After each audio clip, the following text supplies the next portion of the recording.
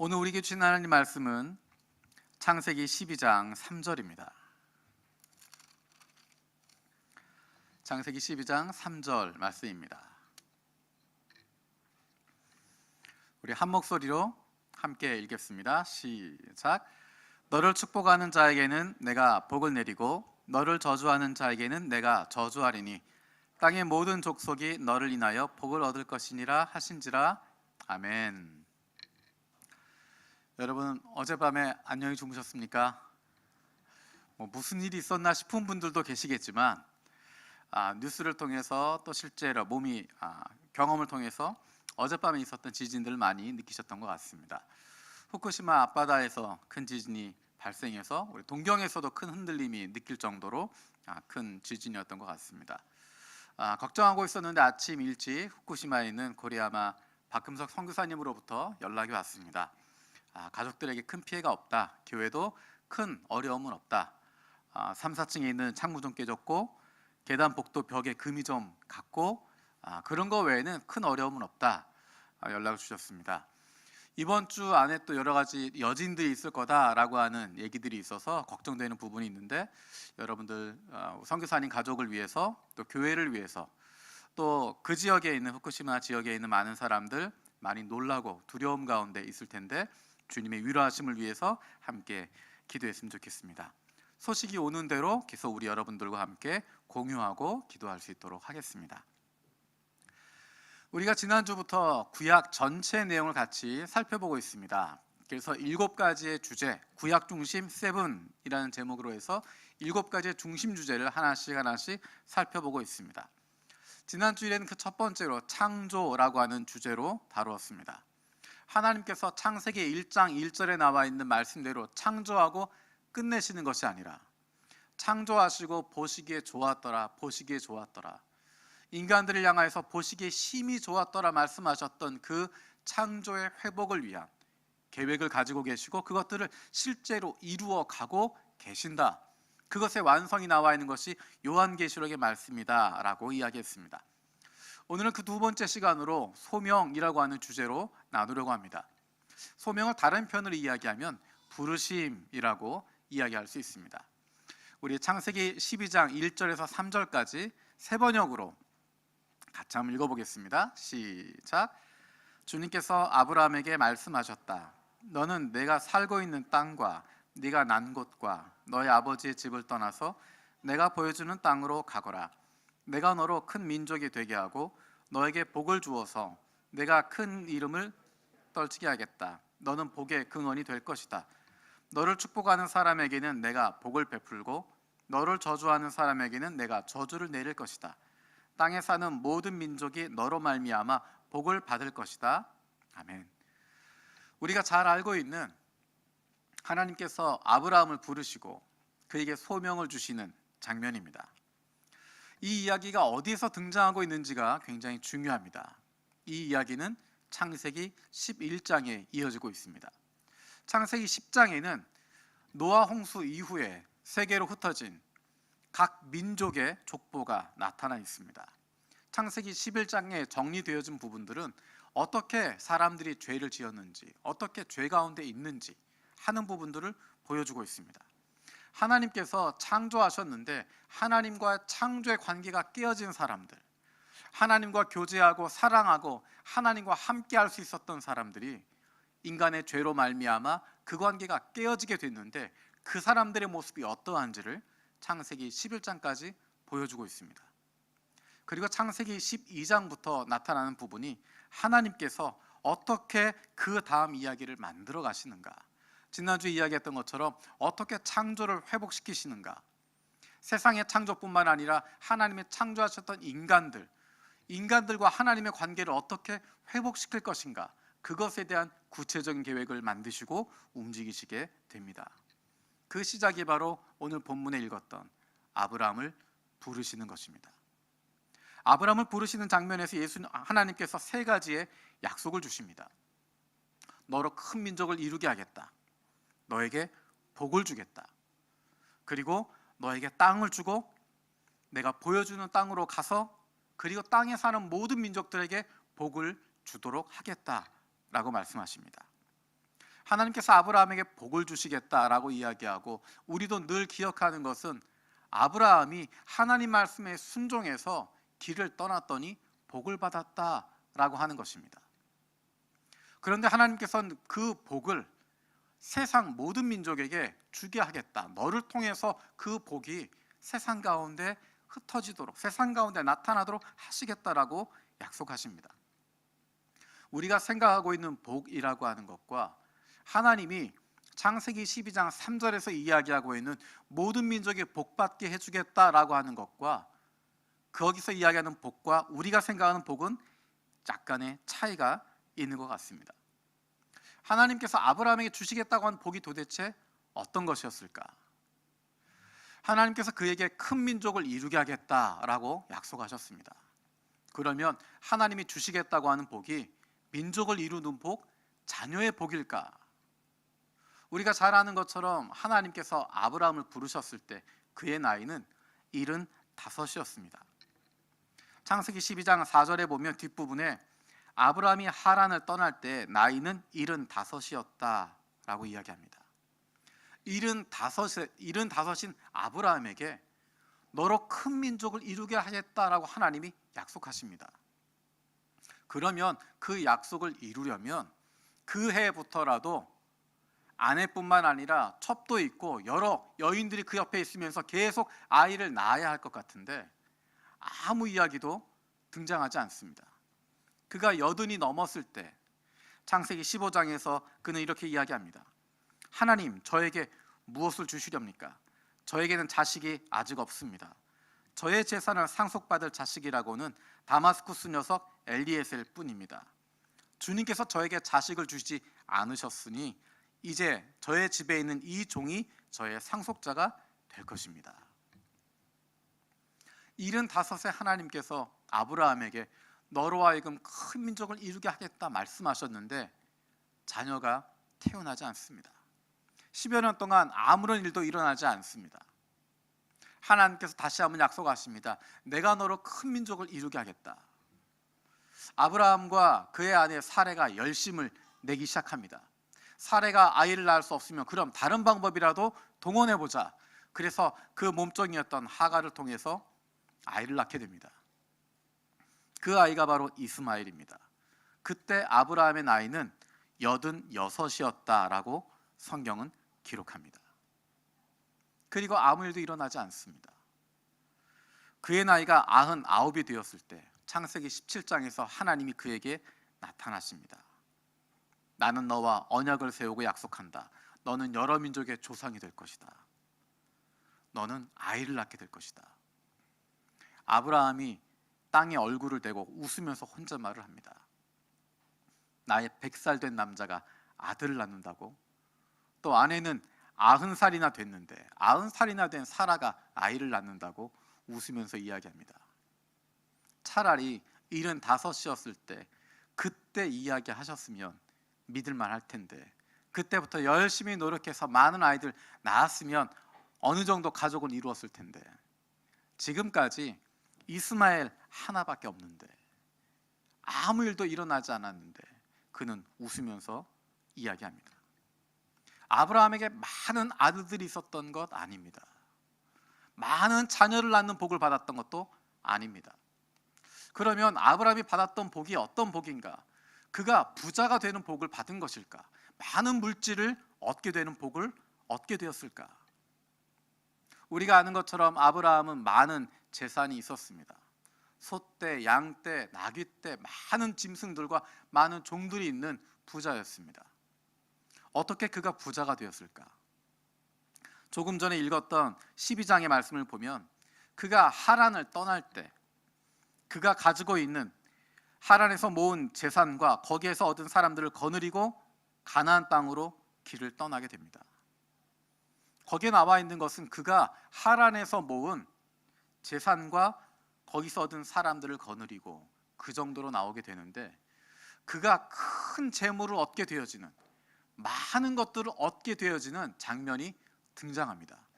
물론 하나님이 그에게 복을 주셨다, 그래서 많은 가축들이 많이 늘어났다라는 이야기가 나오지만 그 전에 등장하고 있는 중요한 사건이 한 가지가 있습니다.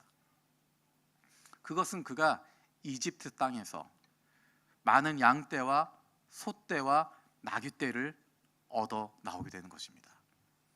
우리가 잘 아는 것처럼 이집트 땅에서 그것들을 얻게 됩니다.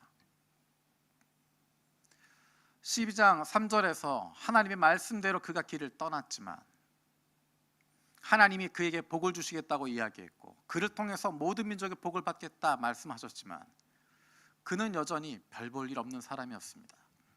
이집트로 들어가는 길에 그의 아내에게 한 가지 이야기를 합니다. 이집트 땅에 들어갔을 때 당신이 너무 예뻐서, 예뻐도 너무 예뻐서 사람들이 나를 죽이고 당신을 뺏어갈지 모르니까 우리 오빠 동생 하자. 남들이 이야기하면 오빠라고 불러. 난 너 동생이라고 이야기할게.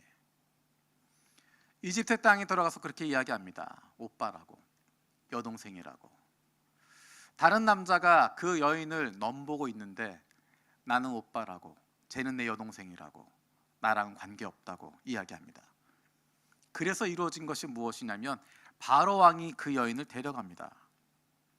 12장 16절에 바로가 그 여인을 보고서 아브라함을 잘 대접하여 주었다. 아브라함은 양떼와 소떼와 암나귀와 수나귀와 남녀 종과 낙타까지 얻었다.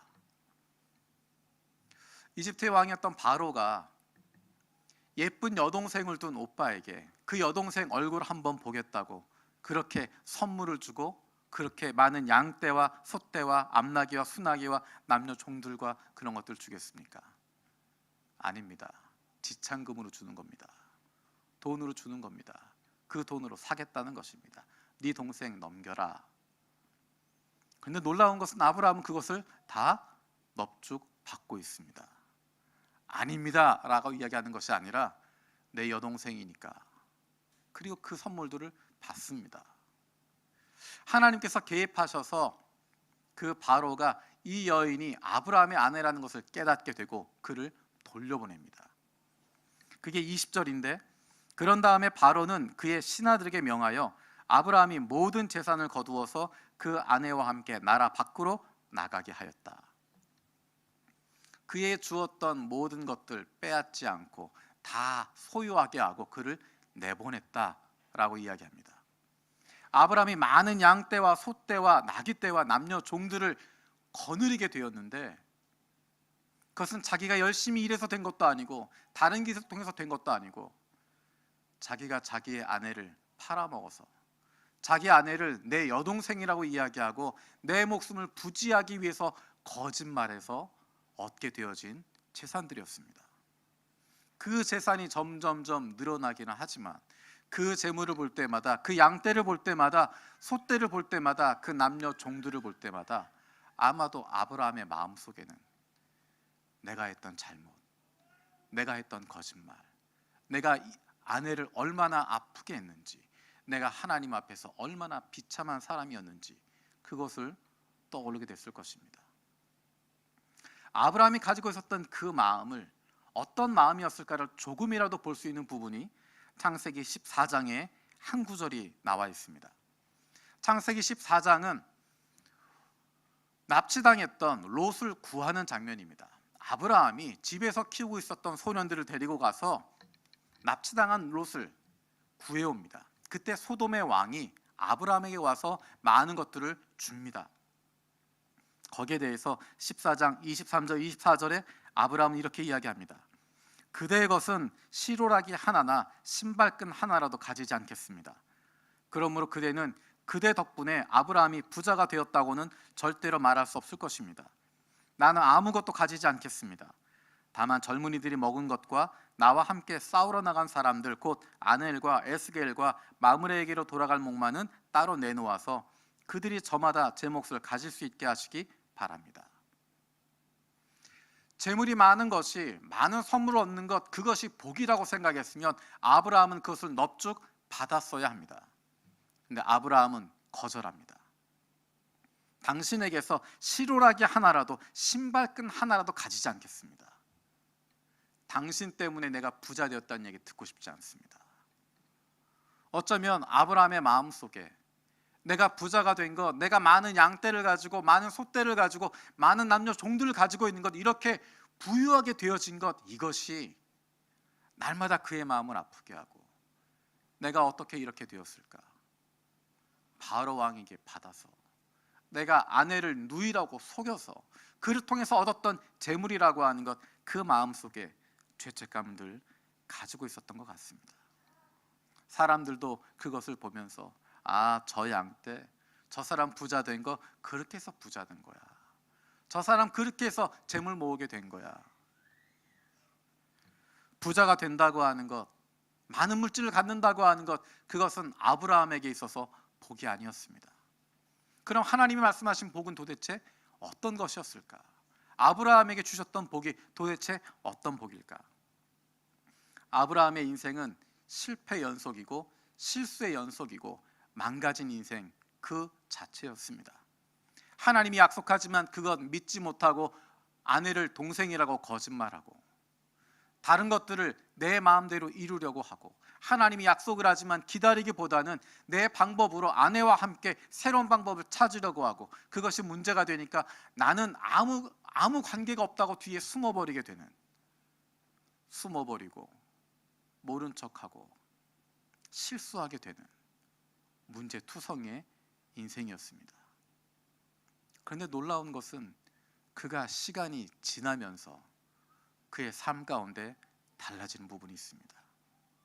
그것은 세상을 의지하는 것이 아니라, 눈에 보이는 것을 인정하는 것이 아니라, 눈에 보이는 것에 사로잡혀 있는 것이 아니라 눈에 보이지 않는 하나님을 사랑하고 그의 말씀에 순종하며 살아간다는 것입니다. 그래서 마침내는 그가 노년에 얻은 하나밖에 없는 그 소중한 아들을, 나는 하나님을 이 아이보다 더 사랑한다고 고백할 수 있는 그 모습으로 그가 달라지게 됩니다. 아브라함에게 복을 주고 그 한 사람으로 말미암아 모든 민족에게 복을 주겠다 하는 약속은 창세기에 반복적으로 등장하고 있습니다. 창세기 18장 18절 말씀 우리 함께 읽도록 하겠습니다. 시작. 아브라함은 반드시 크고 강한 나라를 이룰 것이며 땅 위에 있는 나라마다 그로 말미암아 복을 받게 될 것이다. 아브라함이 큰 민족을 이루고 끝나는 것이 아니라 아브라함으로 말미암아 많은 민족이 땅 위에 있는 나라마다 복을 받게 될 것이다. 22장 18절에서 또 이렇게 약속하십니다. 22장 18절 같이 읽겠습니다. 내가 나에게 복종하였으니 세상 모든 민족이 내 자손의 덕을 입어서 복을 받게 될 것이다. 아브라함, 네가 나에게 복종하였으므로, 하나님에게 복종하였으므로, 하나님이 원하시는 삶을 살아가게 되었으므로 세상 모든 민족이 네 자손의 덕을 입어서 복을 얻게 될 것이다. 하나님의 이 약속은 아브라함에게 끝나는 것이 아니라 이삭에게도, 아브라함의 아들이었던 이삭에게도 이어집니다.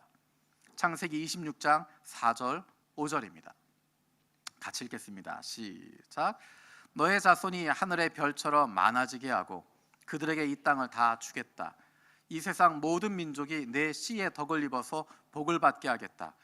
이것은 아브라함이 나의 말에 순종하고 나의 명령과 나의 계명과 나의 율례와 나의 법도를 잘 지켰기 때문이다. 이삭에게 같은 약속을 주십니다. 아브라함에게 주었던 그 복, 그것을 너도 받을 뿐만 아니라 그로 말미암아 세상 모든 민족이 복을 받게 하겠다.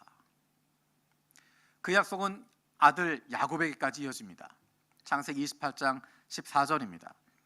너의 자손이 땅의 티끌처럼 많아질 것이며 동서남북 사방으로 퍼질 것이다.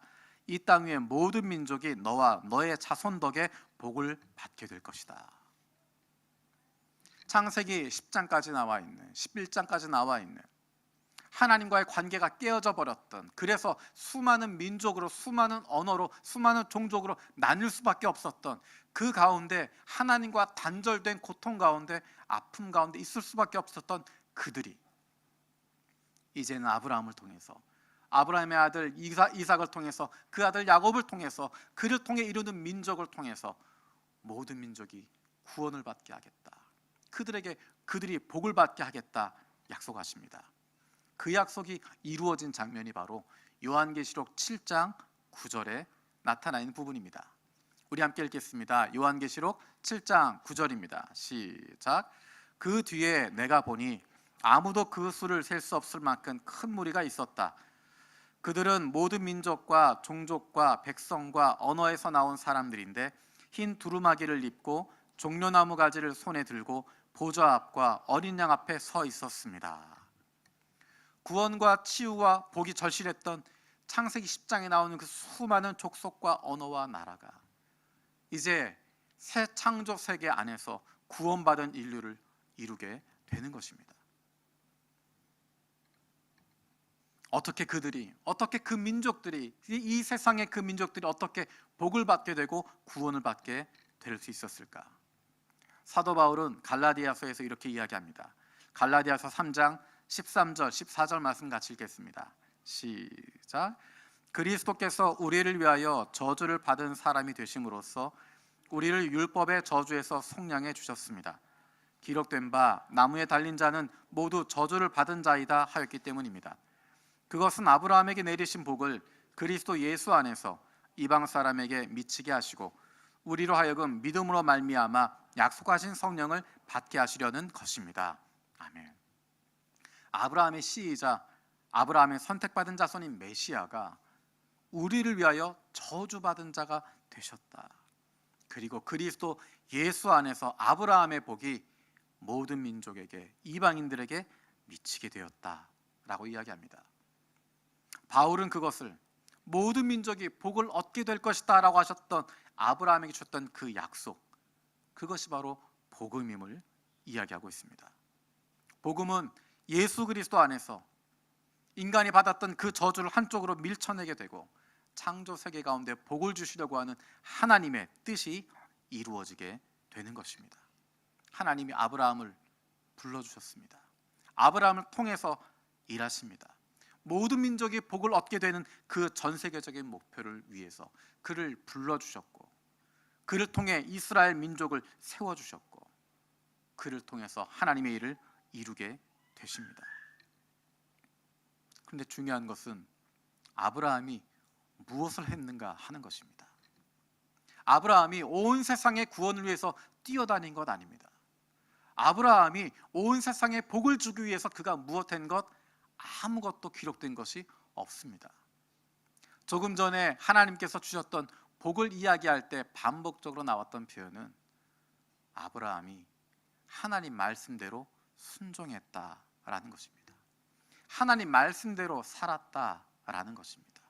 부족하지만, 모자라지만, 때로는 거짓말을 하기도 하고, 때로는 실패하기도 하고, 때로는 사람들이 보기에 한심할 만한 모습 가지고 있었지만, 그럼에도 불구하고 하나님 바라보면서 한 걸음씩 한 걸음씩 걸어가는 것입니다.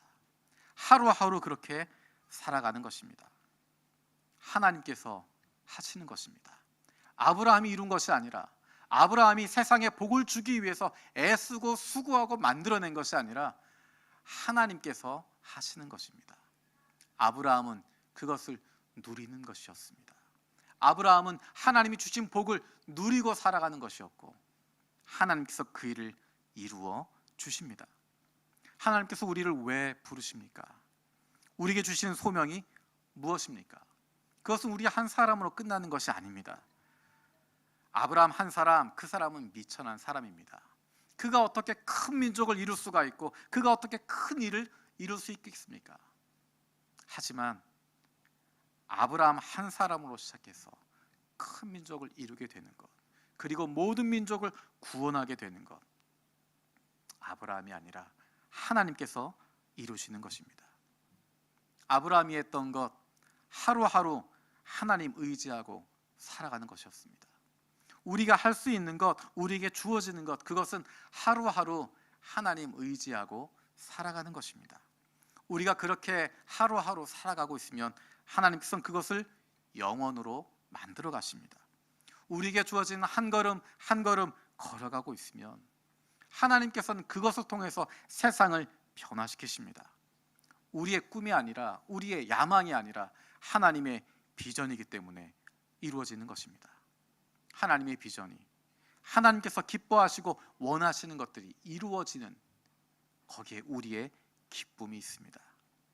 예수님 말씀하신 것처럼 아브라함이 그리스도가 오실 것 보고 기뻐했다라고 하는 그 기쁨이 우리 가운데 있을 수 있는 것입니다. 오늘 보시는 것처럼 성찬식이 있습니다. 한 사람 아브라함을 부르셔서 시작하신 하나님의 위대하신 계획이 바로 예수 그리스도의 십자가의 죽음과 부활을 통해서 우리 가운데 이루어졌습니다. 그로 말미암아 우리가 구원을 얻게 되었습니다. 아담의 죄로 말미암아 죄의 노예가 되고 죽음의 사슬에 묶여 있을 수밖에 없었던 사탄의 자녀가 아니라 이제는 하나님의 영이신 성령으로 말미암아 거듭난 하나님의 자녀들이 된 것입니다. 우리는 죽음에서 생명으로 옮겨졌습니다. 심판을 받지 않습니다. 하나님의 자녀가 되었기 때문입니다. 그것이 바로 구원입니다. 오늘 성찬을 통해서 나를 사랑하사 이 땅에 오신, 온몸이 찢겨지고 모든 피를 다 쏟아내기까지 모든 것을 내어주신 예수님의 사랑을 경험할 수 있는, 그리고 그 사랑으로 하루하루 하나님의 부르심 그 길을 걸어갈 수 있는 저와 여러분들 되어지기 원합니다. 기도하겠습니다. 살아계신 아버지 하나님, 감사드립니다. 하나님께서 아브라함 한 사람 부르셨던 것 기억합니다. 아브라함을 통해서 하나님께서 모든 민족에게 복을 주시기 위해서 그를 부르시고 인도하셨던 것 봅니다. 그가 능력도 없고 그가 할 수 있는 것 아무것도 없었지만 하나님께서 그 일을 이루시고 그 가운데 아브라함이 기쁨을 누리게 하셨던 것처럼 우리는 미약하고 연약하고 죄 많은 능력 없는 인간들이지만 하나님께서 우리와 함께 하시기에 우리를 통해서 하나님께서 꿈꾸시는 그 일들이 펼쳐지는 기쁨 있게 하여 주시옵소서. 우리의 능력이 아니라 하나님의 능력으로, 우리의 계획이 아니라 하나님의 비전으로 우리는 하나님과 하루하루 동행하면서 한 걸음 한 걸음 믿음으로 걸어갈 수 있는, 그로 말미암아 그 걸음을 통하여 하나님의 놀라운 일들을 이루어 가시는, 그것 바라보고 기뻐할 수 있는 하나님의 사랑받는 자녀들 되게 하여 주시옵소서. 감사드리고 예수님의 이름으로 기도드립니다. 아멘.